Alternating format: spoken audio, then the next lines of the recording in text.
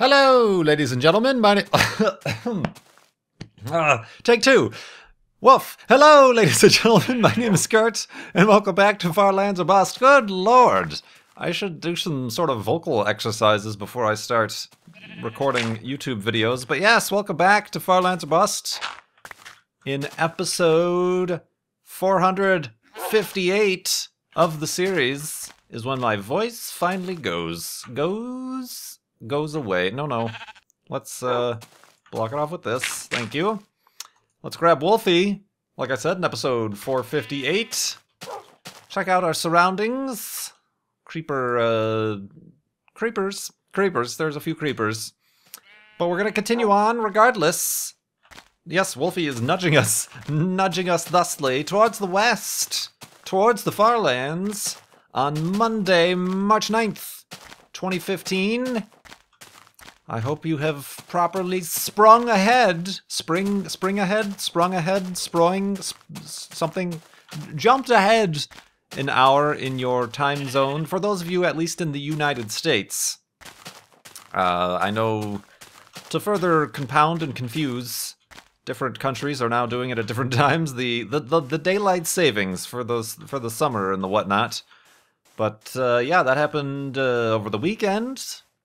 And maybe that just gave you one less hour to donate to Child's Play charity, but that's alright, because we still raised more money over the weekend. We are up to $32,340.96 raised this season, Season 5 of Far Lands or Bust, for Child's Play charity. You can learn more about Child's Play charity at childsplaycharity.org. They get toys, books, games to kids in hospitals around the world.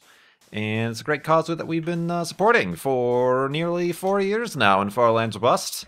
And we're trying to raise $50,000 for Season 5 here is what we're in.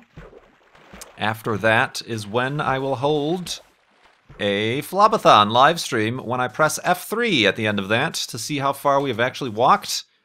Because I don't normally press F3. That's kind of the holdout, the incentive to raise money for the charity, and then we will check how far we have walked, because everybody's so curious.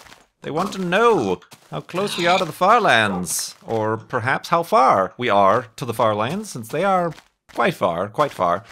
But yeah, I think that brings everybody up to speed. Of course, the last episode was the 4-year anniversary of me starting this YouTube series and Let's Play channel, I suppose. So I appreciate all of the kind words in the comments received for that. Whatever congratulations or whatever other words were said. Words were said, pleasantries were exchanged, and Far Lands are continued to be walked to. I don't think that tense worked out there, right? But yeah, we're continuing to walk here. And I have still a bunch of questions. When you donate to Child's Play charity, you can ask a question in the comment field, and I will attempt to get to it in a future episode of Far Lands or Bust. There are quite a few who have been waiting quite a long time because all these questions from all the donations recently. Let's start running through them. From Hob3.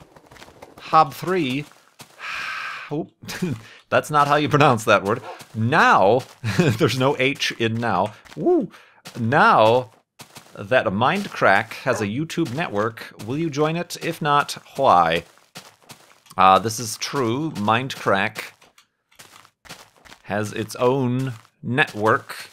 And for those of you who don't know, as a YouTuber, specifically a full-time YouTube partner, you're either partnered directly with YouTube through AdSense, Google AdSense, and if an advertisement runs on your video, you get a fraction of that few pennies that each ad run gets, and then that adds up, and that's how people make a living. That's how some very successful YouTubers can make quite a substantial living.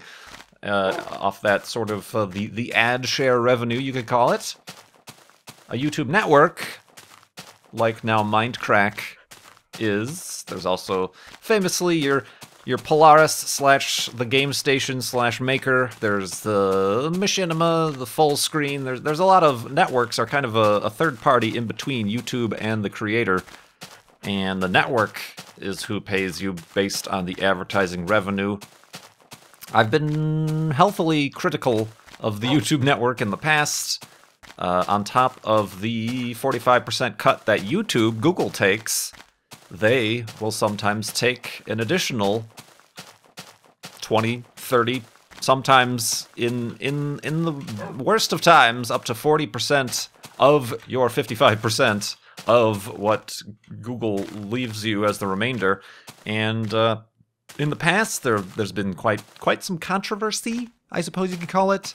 Shenanigans, perhaps, on behalf of certain networks, pretty much taking advantage of the uneducated, those who perhaps don't have resources to have like a lawyer look over the contracts and things like that. There's been hubbub, a general hubbub about the networks, but now Mindcrack actually has a network, and as a Mindcracker, I am invited to say join that. I'm not sure. Basically, the bush that I'm beating around is that I'm not sure quite yet. It is by far amongst all the network offers that every YouTuber, if you have any number of subscribers really and any regularity of content, probably gets emails, contacts from various networks. Oh, this, that, promising you the moon and whatnot. But of all those that I've heard of, or even all the legitimate ones that I've heard of, what Good and his crew, I suppose you can call, has put together for the Mindcrack network is of the best situation for the creator, for us that he's set up, and so it is certainly on my mind. Obviously, as you know, at this current junction, is that? Sure, conjunction. What is your function? At this current juncture was the word I was looking for. I have the majority-ish of the full-time YouTube income I get now is through Patreon. As you know, you're not seeing commercials. That is to say, those commercials that you can sometimes skip after 15 seconds, or that you can't skip. Pre-roll advertisements on series like Farlands or Bust, on series like my console, my Forza series is commercial free. When I do live streams, maybe I'll do a live stream tomorrow. Keep that in mind. Tuesday, Twitch Tuesday. We can turn it into a thing. I'll start to make. We'll live stream me making my spreadsheet schedule for YouTube, like I mentioned in the last episode. No, but yeah, Twitch streams don't have the mid-roll. I don't run ads in the middle of my streams. You only see them beforehand because I can't disable that. But so yeah, I've since not replaced, but have what's the word I'm looking for? Exchanged some of the Google AdWords and YouTube revenue for the direct support from patronage, and that, of course, I do appreciate. If you've watched my Patreon video, then you know the whole spiel about how I feel, the advertisements are intrusive, and blah, blah, blah, blah, blah. They have the tracking, is always questionable with your browser history, and blah, blah, blah, blah, blah. Anyway, I've made that spiel before. But as for the YouTube network, it's to be part of, obviously, Mindcrack. Like I said, Good has finagled quite a good deal there, but there are reservations I still have, obviously, about such things. But it's possible it could happen, and don't be. I suppose the one thing I should expect if I were ever to join, say, the Mindcrack network, or any network for that matter. All offers are on the table. No, I'm up for sale. No, if any of that was to happen, I'm sure you've always said you hated networks. Why are you joining a network? Well, there's if the deal and the protections and the service they provide is good enough, obviously there's a leeway there. But yeah, I'm not sure. I've made no decisions. I'm currently not with the Mindcrack network. I'm still your vanilla YouTube partnership. And I've mentioned before, YouTube, if you're directly partnered through YouTube, YouTube is like your network, and the services they provide sometimes are a little bit But yeah, not sure. But thank you very much for that question. And donation to Child's Play charity, Hob3. A similar question from an anonymous donor. Do content creators still get revenue if you skip ad on YouTube? That's complicated. Probably not as complicated. If you can look up from the standpoint of an advertiser. If you look at the AdWords campaigns, they have basic spiels as if you are going to run a commercial, and that type of skippable ad commercial, they say, oh, you don't pay if anybody skips within the first 15 seconds of that ad. So basically, if you skip within the first 15, is it 15 or 30? There's a time. If you skip within 15 seconds, that the advertiser doesn't pay, and then obviously no money is exchanging hands, so the content creator doesn't get that money either. But let's go to sleep and continue talking in the morning.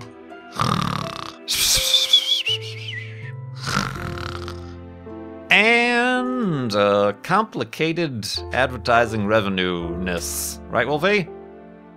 Sort of. Let's continue on. This open plains and meadows, I suppose. But yeah, if it depends. Obviously, if it's a 15-second long commercial, I think the time changes.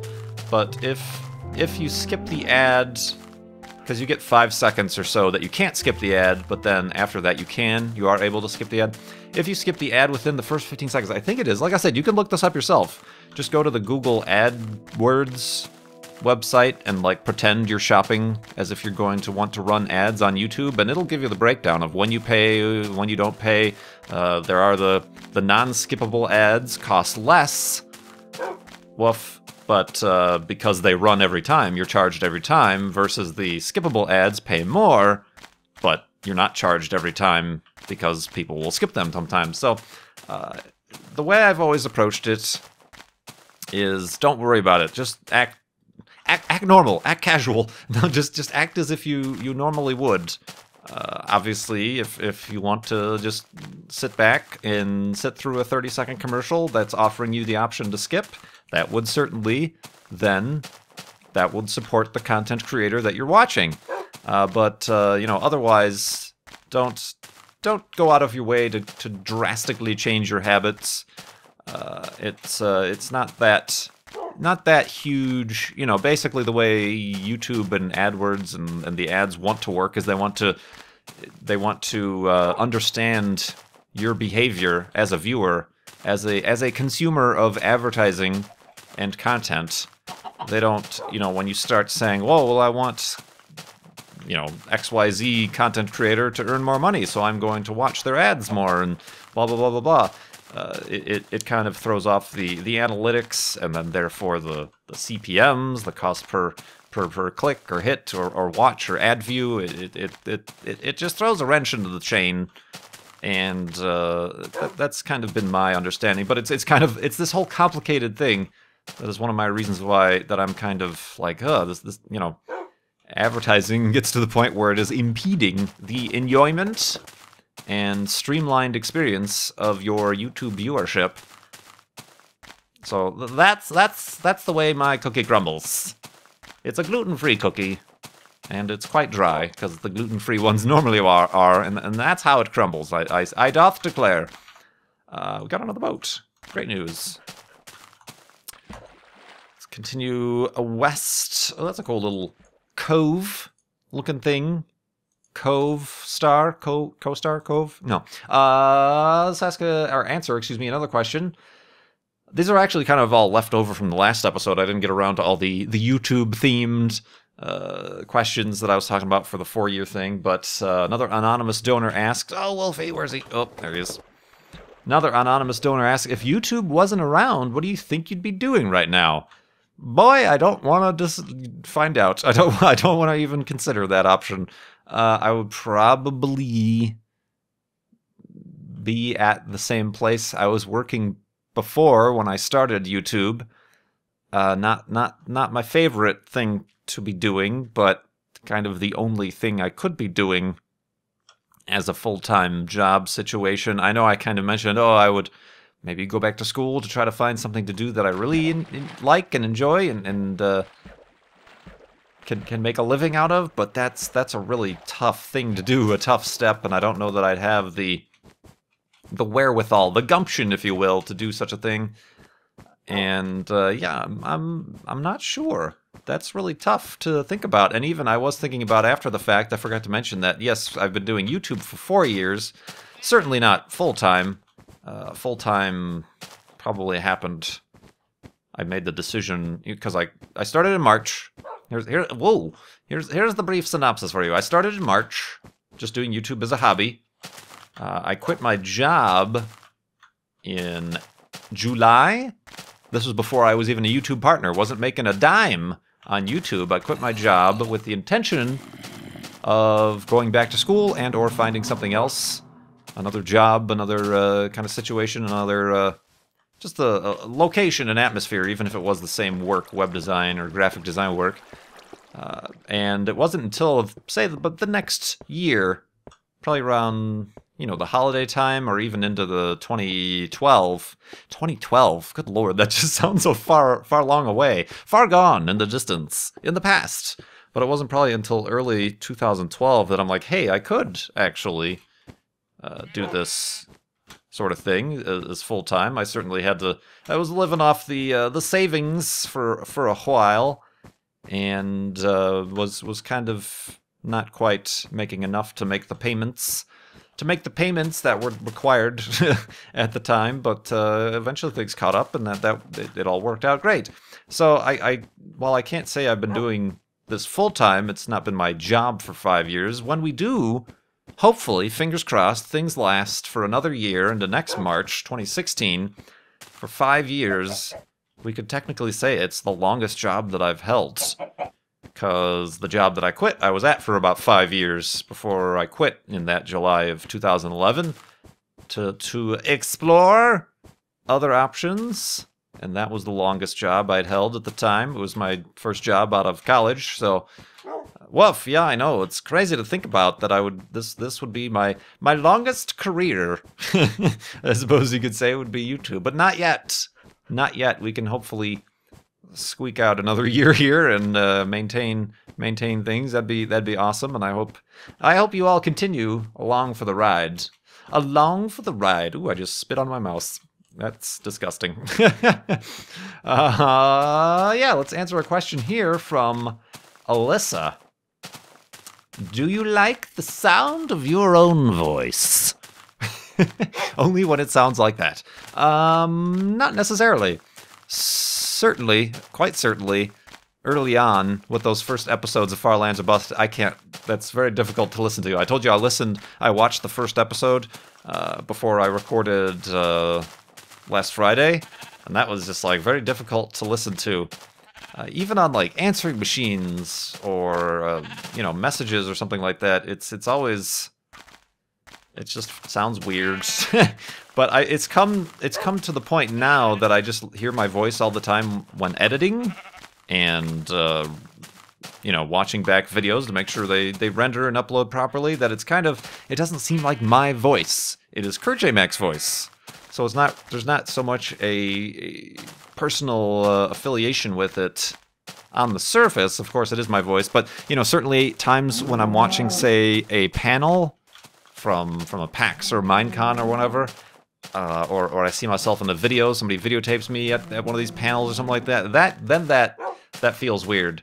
That's kind of a weird thing. It's a little bit like even seeing pictures of myself is kind of weird. It is I forgot the name of the phenomenon, but the reason you always think you look weird in pictures is because the pictures are actually showing yourself right side up. If I could, that's not the right term, but we're normally used to seeing ourselves in a mirror, so things are flipped. The left and right is flipped. When we see a picture of ourselves, it is how other people see us. Left and right is reality. It's not flipped in a mirror. So when we see ourselves without the flip in a mirror, it's like, that is not what I look like, or that looks really, it's you, but it's off, ever so slightly. Probably similar things with the voice thing. We only hear our own voice in our heads or in the echo that, you know, we get off the walls or whatever. It isn't until we hear a direct transmission, a direct recording of our own voice that we actually hear how other people hear it, and it's like, whoa, this is weird. What's going on? This is crazy. So do I like the sound of my own voice? I don't know if I seek it out. I don't like it. I like it, but I don't like it. Like, totally. But, it works. And again, that was one of the reasons I mentioned early on that I'm like, this is kind of like radio. I've always considered, you know, one of my off options, if I were to try to find a new career, would be like broadcast or something like that, radio, whatever. People have always said I had a good radio voice, the deep voice, the deep Midwest kind of neutral accent voice, except for sausage. The way we say sausage is weird apparently to some people, but Italian sausage. But otherwise. So yeah, that's one of the reasons I decided, you know, I could try this. I don't find my voice too objectionable, so it could work. It could work. But yeah, thank you very much for your donation and question, Alyssa. Let's make the elevated hidey hole up on this peninsula out here before we could probably take a boat around that way. Would that work out for everybody? Is that a proper course of action? Let's see. Let's ask the question, then we'll answer it in the morning. Ellie asks, if you're planning to move on from Forza, what console games are you considering for your next series? We will answer that question. Suspense! In the morning.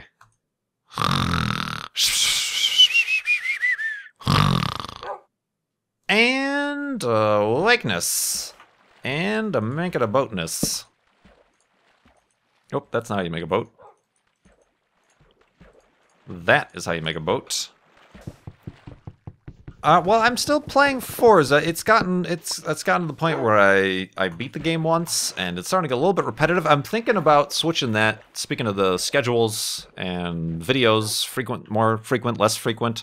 I'm thinking of switching that to like a once a week series, but instead, for those of you who do watch it, there tends to be 4 races per championship, and that equals about an hour. So if I do 2 30-minute episodes there, I might just do a race series and then just package that as its own episode once per week. Simply because, like I said, it's getting a little bit repetitive. I've kind of played it out as far as I can. The only new thing is like, oh, new cars. There's not really any new locations or races. There's a few new challenges, but anyway. So yeah, what's next? To be honest, I bought this Xbox One, as said, with the urging and the milestone on Patreon to do console gaming. I'm not seeing that much else on the Xbox or the PlayStation or any of the modern consoles for that matter. Not seeing much else to play there. So I am going to be procuring and researching and setting up a situation where I could record the old PlayStation 2. I brought my old PlayStation 2 set up and play some old console games that I've mentioned many a times. I've tried multiple times to get the PC version of the original Tomb Raider to play and record right, but it does not. So hopefully we can resolve that with the PlayStation, the actual PlayStation version. The only thing I'm not sure about is like how to handle aspect ratios there, because obviously PlayStation 1 games and most all PlayStation 2 games were set up for the 4:3 square television CRT style aspect ratio. To suddenly, to try to fit that into the YouTube widescreen could be interesting. But we'll see. We'll see how we get to work that. I'm not sure if I'm going to go the full, your folks like MC Gamer and Co. who play the really old console games, the Nintendo and the Super Nintendo and whatever other old Nintendo. They use like very complex and fancy upscalers from Japan that do a good job of upscaling. I'm not sure if that's going to be necessary with the PlayStation, but again, it's going to take some finagling. Like the original Driver game? Yeah, when was the last time I played the original Driver game? Destruction Derby 2? Woo! Ace Combat 4 or 6 or whatever the good one was. There's like 20 of them. So yeah, I do feel like, unless something blows my mind on console, on the Xbox One that I need to play, I'll definitely be wanting to get into the PlayStation games, the original PlayStation games. Certainly, you know, I'd like to do a full playthrough of, say, the Tomb Raider game. Maybe a game like Destruction Derby 2 will do a few, you know, fun things here and there. Maybe not make an entire series about it, but I think that could be fun. That could be fun. It'll certainly be a nostalgic trip for old KurtJMac, and that should be cool. Let's see, Cold Within asks, did you break your no alcohol initiative at PAX South? I did not. I did not imbibe in the alcoholic beverages at PAX South. Although I have in other situations. So yeah, for those who aren't aware, on my last birthday, I kind of said, you know what, maybe I should just stop drinking. I didn't have a problem or anything before. I just occasionally enjoyed your whiskey, your scotch, but because of the gluten-free situation, I've had to cut out all beers and other wheat, barley, and rye-based brewed beverages. So I just kind of got sick of it, and like, maybe I should just stop drinking. It seems like a kind of a neat position to acquire, not for any health or political or any other reason, but just because as a challenge, and I suppose I failed at that challenge. I suppose the one thing I haven't done is I haven't, like, purchased alcohol for myself, like a bottle of whatever, and brought it home. It's only been out at a restaurant or something, or a comedy club, say, that I've purchased a drink, like one drink. So sorry if everybody was like looking up for me and like looking to like keep tabs on me until I think I originally said, oh, let's just try to, you know, not something simple like, oh, I'll stay, you know, drinkless for a year or something like that. I was like, I think my original goal was like till I'm 40 for another almost decade. That sounds great, but that didn't work out too fantastical. But oh well, what you gonna do? Like I said, it wasn't any sort of serious thing where I need to stay. I wasn't trying to be sober, as that terminology can be used. But yeah, not at PAX South though. Not at PAX South. What else was the question there? Stranded Deep has gained much popularity in the past few weeks. Of course, this question might have been asked 2 weeks ago. Has it crossed your mind to try it on stream or make a miniseries?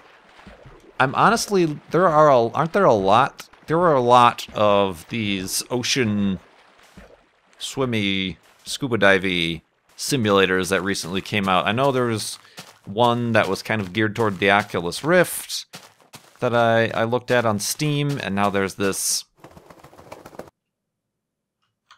Speaking of water, oh, careful, Wolfie. What in the world? What in the world is going on here? This is crazy. This is nuts. Hey, Wolfie. Boop. Let's actually get that more in frame. There we go, Wolfie. Well done. Floating 2 blocks of water, floating 2 blocks of water. You are kind of weird. I'm probably going to take damage doing this, but I want to investigate what's down here. Do I have a bunch of torches? Oh, yep. Took damage. Yeah. This is weird. I mean, it's a cave, so it's kind of part of the game, so not too weird, but like, why? Like, this isn't like water or anything. Oh, unless it was like an underground lake. Oh, spooky noises. Oh, that keeps on going. Yeah, it was like a... Oh, now I hear flowing water. Careful now, Kurt. Don't tempt fate. Yeah, this goes to a place that I'm personally not too interested in finding out. So yeah, let's get out of here. But yeah, that's weird. It must have been an underground lake, like we see But then the second pass of the terrain generation decided that there would be this cave system here, so it got rid of all the water blocks except for these two. This is interesting. Interesting to say the least. That has nothing to do with any of our proximity to the far lands or not. That's just Minecraft terrain generation for you. But yeah, continuing on. So yeah, I'm not sure, to be honest. It is, isn't it? I don't remember which one Stranded Deep is. There's the one that's kind of, I saw Co playing on stream once. It's like, it seems like it's like you're on an alien ocean planet.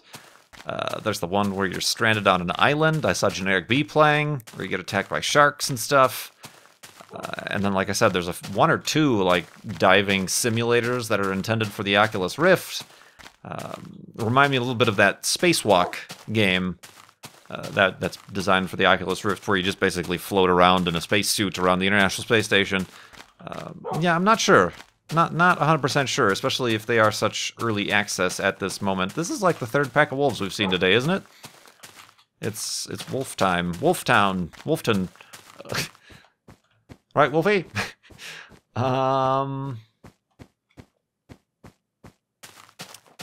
Dave asks... Oh, where did it go? I'm on my own long journey across Canada right now. Possibly your journey has resolved itself since it's been this question has been here for so long. I was wondering if you've ever thought about visiting Canada. If so, where? I'm not sure. I can't say 100% that there's any sort of situation, not situation, or, you know, milestone, not milestone, significant situation, you know, like, say, oh, the Grand Canyon of Canada, or this or that or the other, that I'd personally have on my list to see. I've been in Canada once. It was like a very old family vacation. I was probably still in elementary school, where we went and drove from Chicago to the Upper Peninsula of Michigan. And it was like really weird. We took like a tour. We didn't go into Canada. We didn't have passports. We didn't need passports back then or anything, but we went on like a tour where they take you on a bus like across a bridge to Canada, and it's like, hey, this is like exactly like America, but we're in Canada and on a tour. It was really kind of bizarre, to be honest. Oh man, but it's not like everybody started driving on the different side of the road or speaking a different language. But yeah, that is the one time I set foot on Canadian soil as a child on a family vacation, but otherwise, no. I mean, I suppose I have heard decent things about the Canadian Rocky Mountains. Come on, Wolfie or Wolfie. Good job. That whole mountainous region. I mean, perhaps also I would be interested... Oh, well, this is problematic. This is problematic at best. All right, let's not make the hidey hole hearsay. Hearsay? All right, let's grab Wolfie and go over to these pumpkins, maybe. The pumpkins will protect us. Pumpkins. Woof. All right, let's try right here. Oh, well, that ain't gonna do it. Bloop. All right.